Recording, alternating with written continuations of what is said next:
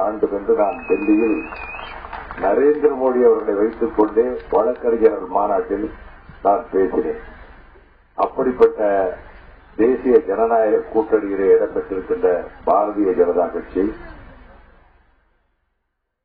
என்னுடைய வெற்றிக்காக விருதுநகர் தொகுதியில் லட்சக்கணக்கான மக்கள் மத்தியிலே முரசு கொட்டிய என் அன்பு சகோதரர் புரட்சி கலைஞர் கேப்டன் விஜயகாந்த் அவர்களின் தேசிய முற்போக்கு திராவிட கழகம், சமூக நீதி காவலர் ஐயா டாக்டர் ராமதாஸ் அவர்களின் பாட்டாளி மக்கள் கட்சி, இந்திய ஜனநாயக கட்சி, கொங்கு மக்கள் தேசிய கட்சி, காந்திய மக்கள் கட்சி, சமூக நீதி கட்சி, வல்லரசு பிரிவு பார்வர்டு பிளாக் கட்சி, தமிழ் புலிகள் கட்சி ஆகிய அமைப்புகளின் தூய துணையோடு வடசென்னை நாடாளுமன்ற தொகுதியில் தேசிய முற்போக்கு திராவிட கழகத்தின் வேட்பாளராக புரட்சி கலைஞர் கேப்டன் விஜயகாந்த் அவர்களினுடைய வேட்பாளராக முரசு சின்னத்திலே போட்டியிடுகிற அன்பு சகோதரர் சவுந்தரபாண்டியன் அவர்களை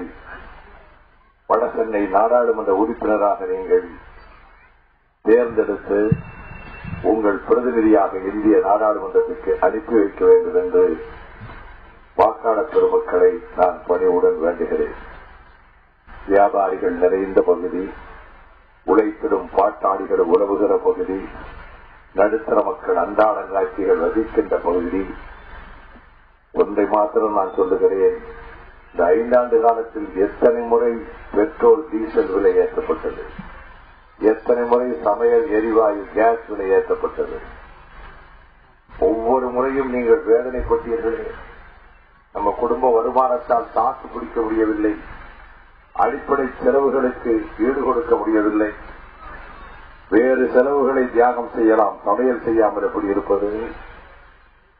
கிராம பகுதியாக இருந்தால் ஏதாவது வேறு வழி இல்லாமல் நம்முடைய மக்கள் ஒரு காலத்திலே பயன்படுத்தி வந்த சாண வரட்டிகள் அல்லது அங்கு கிடைக்கக்கூடிய விறகுகளை கொண்டு கூட அடுப்பு மூட்டலாம். பட்டணத்திலே இருக்கிற மக்கள் இந்த சமையல் எரிவாயை நம்பித்தானே குடும்பத்தில் ஜீவனம் நடத்துகிறார்கள். அதனுடைய விலையை தாறுமாறாக உயர்த்தினால் அந்த குடும்பத்தில் அந்த வருமானத்தில் எப்படி கட்டுப்படி ஆகும்?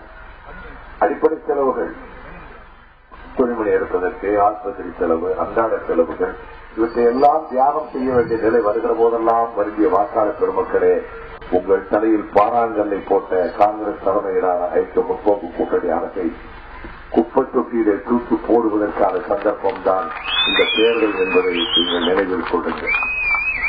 இந்த தேர்தல் களத்தில் முதலாக நான் முரசு சின்னத்துக்கு ஓட்டு கேட்கிற இடம் இந்த முத்தமிழ் நகர்.